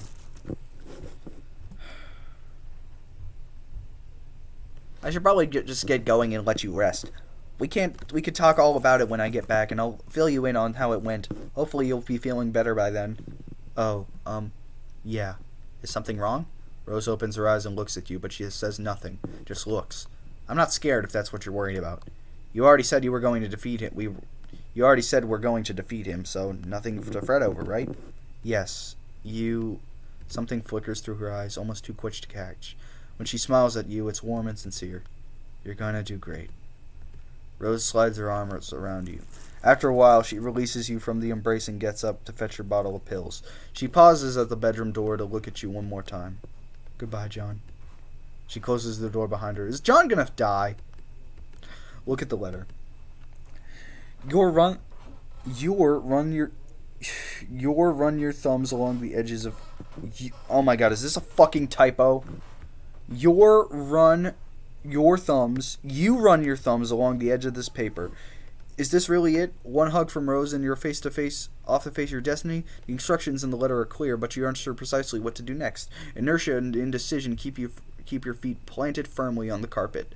Then, as if directly answering your quandary, your phone buzzes in your pocket. It's a text from Roxy. Read text. It sounds important. You get up without even thinking about it. You exit through the sliding glass door and leave it open behind you. Thank fuck. Is this... Okay. We'll read this, and then we'll end the stream. We'll read this, and then we'll end. It's a beautiful day in the Carapace Kingdom, just like it was in the Human Kingdom, and just like it was in the Salamander Village. For whatever faults this paradise you created might have, you're sure you don't hear many complaints about the weather. You're sitting with Roxy and Calliope on a giant chessboarded pattern tablecloth. It's a nice touch, you think. But if you spent any time shopping in the Carapace Kingdom, you know that most things you can buy are chess-themed. Friendly Carapacians go... I'm fucking... There's a lot of fucking confusing ass... Carapacians go around their... Oh, Carapacians. Friendly Carapacians go about their day around you, passing through the park with their eyes politely averted as they pretend not to notice that 3 celebrities are having lunch in the grass nearby. It's extra polite of them, because you and Roxy are having a very personal conversation. She looked alright, mostly just tired. At least she seemed to have enough energy to babble at length about philosophical gibberish and the things about canon and such. LMAO. I guess she filled you in on all the ultimate self junk then. The what? The shit where she starts knowing everything and feeling bad. Oh. Oh, that's not the term she used. She just kept describing it as a condition. You haven't been feeling anything like that, right? What? Getting to know my ultimate self? Yeah. I've been barely getting a hold of my basic ass self. Heh. Yeah, she said she was the only one going through this that she knew of. Poor Rose. At least all that medication seems to be keeping her sort of functional. Roxy gives you a serious, sidelong glance. Remember that whole totally unprovoked spiel Rose gave you about substance abuse? She said it wasn't like that. I mean, she said it was under control. Well, what the fuck do I know? The only illicit substance I've ever done is lick that stupid trickster lollipop. Never again. Yeah, we can't say it's much my business anymore. Rose and I aren't as close as we used to be. You sort of nod knowingly because you're thinking about how you hadn't talked to Rose in ages either. Roxy gives you a quizzical look, but you turn away before she can draw a meaning from it. Miriam's been keeping her real busy ever since they got hitched. They both vanished down the brooding caverns, and that was pretty much that. The only since she got sick and spent more time at home did we start talking more again. It's been great, but our conversation has been a little bit upsetting. And here it comes. The thing you were trying to avoid thinking about the moment Roxy texted you, and about how you haven't talked to Roxy in ages either. You're having such a nice time ignoring that fact too. Change the subject. So, are you and Callie still living at the same place I last saw, the one near the tower? You look towards the bell tower in the distance. It's a Gothic building, so that cuts a shadow through the midday sun. It's an important landmark in the kingdom, the tallest structure for miles around, and the only way you can ever navigate your way here flying. Carapace architecture is otherwise identical reflection of their functional collectivist society. Yup. That's cool. It's a nice place. Yeah, I like it here. I've thought about it, but I'll probably never want to live in a different kingdom. Still feel most at home around the chess guys. Makes sense. That's about how I feel about the salamanders, which I realize makes no fucking sense. Ha ha ha. They lead simple lives. I don't really care for the chaos of human or troll cities. Neither do we. You watch Roxy smile and reach for Calliope's hand. Look away before you start dwelling on it. You start dwelling on it immediately, looking probably quite conspicuous about how quickly you whipped your gaze away. But seriously, what is up with their relationship? Is it romantic? Platonic? Can cherubs even have a romantic relationship? Are they interested in it, like, on a fundamental level? Do their brains and hearts work that way? Questions like this used to keep you awake at night. You look at them, at where Roxy's fingers are intertwined with Callie's green claws. Calliope is still wearing the Ring of Life, the same one you obtained in a ludicrous adventure through the afterlife, and then reobtained in a ludicrous adventure through canon when it was stolen from you. It's the same one that allowed Calliope to stop being dead in the first place, and to come live with you and your friends on your beautifully renovated home planet. And it's the same one that Roxy gave you all those years ago to fulfill a promise you made to a very special new friend. At the time, the gesture felt so important. It felt more meaningful than any gift you've ever given. Like there was some grand emotional gravitas about that signified something deeper than what it turned out to be. You have since concluded that you were just imagining things, ascribing symbolic meaning to gestures that they simply didn't carry, like the dumb kid you were. Tactively avoid saying anything at all about Roxy and Calliope's weird, ambiguous relationship. Oh my god. But just let them fucking date. Who cares? But you can't stop thinking about it.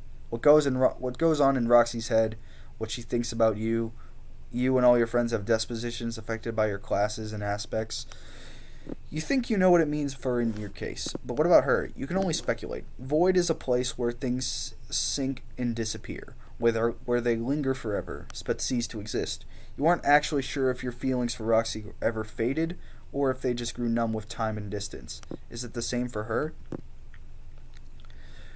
You search your soul for the answer, but come up empty. The truth is, you suspect her mental interior is unfathomable. In fact, you feel sure of it. You wonder suddenly, watching her. This version of her, that is. The one with whom you share all the bittersweet memories.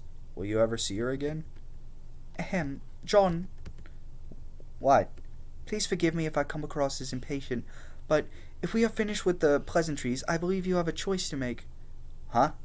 The choice between whether or not you will go and defeat my brother, or stay here. Have you decided yet? There's a choice? Calliope is smiling brightly, but Roxy's face has no expression at all. I was just assuming I had to go, because if I don't, then a lot of stuff will stop being real. I mean, stop being canon. To tell you the truth, I'm a little confused about what'll all happen if I don't go, but it sounds like it'll probably be bad. That may be so, but we are not here to caution you about the consequences of your decision either way. But there is always a choice. Roxy and I merely wish to invite you here for a nice human picnic and show our support for whichever decision you make. To be honest, it's a relief to finally be doing this. It is? Mm-hmm. How much have you actually talked about this? I mean, how many people knew this was going to be a thing? Just us and Rose. Well, Dirk too, I think. She's been talking to me about it a bunch. And him too, but I don't know how much. He's got, like, thoughts about all this shit. But whatever, that's not... Whatever, that's not important or even remotely surprising. Bottom line, Rosen has been tormenting herself about having to tell you. I'm just glad she finally said it so she can rest. Now it's up to you. Yes, take all the time you need. Again, we aren't here to influence you. It's very important that the decision come from your desire to go through with it, one way or another. Any tampering could taint the results. Wait, what? So what'll it be, John? A chill runs through you and stays here. Consider the gravitas of this choice. You try, but you can't, because you weren't really prepared for it. You didn't think it was a choice at all until this very second. You think back to the way Rose looked at you before she went to bed. What has she told Roxy that she didn't tell you? A chill tightens around your throat and turns to fear. No, not fear. This feeling is worse than that. It's regret. You wasted your time on this idyllic restoration of Earth. Why do you spend so much time alone, moping around the house, mourning your dead father, who probably would have wanted you to get more enjoyment out of your teen years, as well as your usually early retirement? There's so much you could have done. You could have even reached out to Roxy again. Maybe she was waiting for you to do that. Maybe your withdrawal hurt her. Maybe she was heartbroken, just like you feel kind of right now. You study her perfectly stoic face and you conclude nothing from it. Her expression reminds you of how Dave used to look when you first met for real, before years of living with car cats softened him up. Impenetrable, cool. It's too late to figure any of this now. You fucked it up already. Unless, of course, you choose to stay. Upon further examination, you realize that Roxy's stoicism isn't cold. There's concern there. She's displaying restraint, keeping quiet while you make up your mind. You're sweating, you realize. Cold sweat. Even worse than the anime nightmare sweat you woke up soaked in this morning. John, you okay? Looked like you were gonna pass out there for a second. Suddenly, Calliope bolts upright. Of course! What was I thinking? This is a decision far too important to be made on an empty stomach. She fetches a picnic basket, which naturally has been sitting there on this tablecloth since the moment you arrived. Here, before you choose which path you're going to take, you should decide what you'd like to eat. I have packed a wide variety of provisions, easily enough to satisfy even the most ravenous picnic-goers' appetites. Behold, an array of savory delights for the carnally inclined, or perhaps something for your sweet tooth, if a lust for treats is what stokes your desire. Calliope produces two dishes from the basket and begins gingerly unwrapping them. The unwrapping is so ginger, in fact, there is something almost dramatic about it, like the opening theme to that boring sci-fi movie with the monolith and the bone-throwing monkeys should be playing as she peels away the cheesecloth. On one plate is a pile of meat, rare, almost bleeding cuts from animals you can't identify. The other plate holds a generous heap of colorful, exotic-looking candy. You scoot to the side and peek into the basket to see if there's anything else. There's a book in there, but no more. Food. This is all there is. Contemplate your lunch. You put a finger on your lips and focus on the food with great intensity. So you stop fretting about choices and heartbreak and eternity and Lord English. Your entire world narrows to a single point of light as you are utterly consumed by the overbearing decision about which of these absurd meals to have for lunch. Meat or candy? Meat or candy? The two possibilities pinball around your skull. Meat or candy? It's a tough choice. On any other day, you might be inclined to simply follow the whims of your cravings, but no clear victor surges from the forefront of your mind. Either option offers a tempting mean of sustenance. You know that the meat will be rich and filling, and if you're being honest with yourself, you haven't had the most robust diet as of late. You didn't even have breakfast. It's probably a good idea to eat something resembling a real meal for once. But you're no stranger to Calliope's taste. As far as carnivorous comestibles are concerned, you know every cut on that plate is rare to the core. It'll fill your mouth bursting with juice, lie heavily on your stomach for hours to come as your body works to break down all the nutritious protein and fat. It might be tough to chew, and it might be even tougher to swallow. Maybe candy is the better choice for a picnic like this. Something that'll go down easy and fill you with bright energy as you pass the time with your friends. You know you need to just let it go sometimes, so stop worrying so much about what other people expect of you, or even what you expect of you. It's not a bad thing to enjoy yourself just for the sake of pleasure, but eat too much and all that sweetness could make you sick. Roxy and Calliope glance at each other in confusion as you deliberate what to eat. You suppose it's taking you a while to choose, but each dish is appealing enough in certain ways. Each has its potential dietary drawbacks. You don't want to make a decision you can't stomach. Meat or candy, John? Meat or candy? You realize your breath when you realize you've been holding it in. You're being ridiculous. What's the sense of fussing over lunch? In the end, it really doesn't matter. Whatever you choose, it'll all be flushed down the toilet tomorrow. Just go with your gut. Don't sweat the small stuff. There's more important things to get out there to fuck yourself up over. Choose. Meat or candy? So, from what my understanding is, meat is basically like continuing all the story shit in Homestuck, so it's like lore stuff. Candy is just like fluff. Candy is just like fluff, as it was saying. What am I gonna choose? I guess you'll find out the next stream, because I'm done fucking reading for today.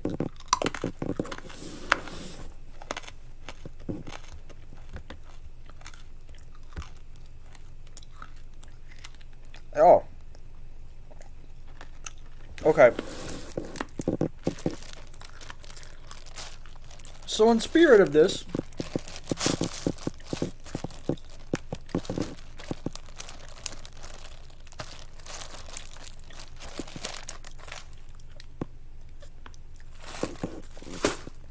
I just ate stale lollipops. I just ate a stale fucking lollipop, and that lollipop sucked dick. It was like biting into like chewable glass. It sucked. Anyway, I'm gonna deal with this next time. Next stream, I'll start meat. I think I'm gonna choose meat next stream, and only read like part 3 chapters of meat. Hold on. Let me actually go back. Okay. How long is 1? Okay, so we have... So this isn't as fucking big. Okay, so, we can read, however, we'll read whatever. We could probably read the whole thing. What the fuck is the postscript? I don't want to know this shit. I don't want to know what the fuck this has to say.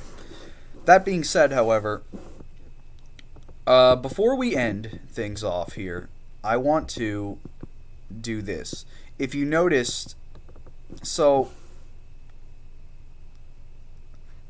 I 100%ed Amanda the Adventurer, right? I got all the endings, I got all the stuff like that. However, there is one achievement I did not collect. And in order to do that, I have to do something very stupid, and which I didn't do. And because it's so obscure, I don't think anybody really has ever done it.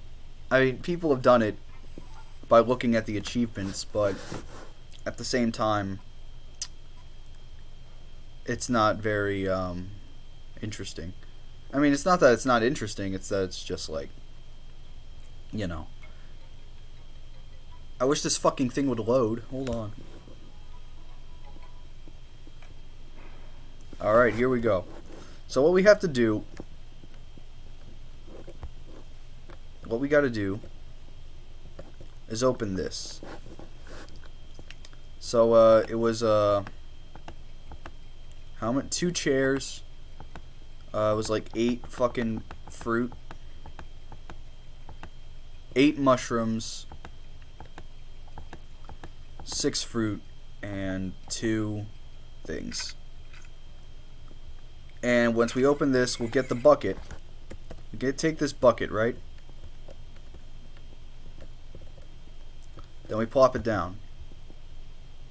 Now we fill it up. Leave that there. And then drop it in. And drop this in. If I can pick it up. What the fuck?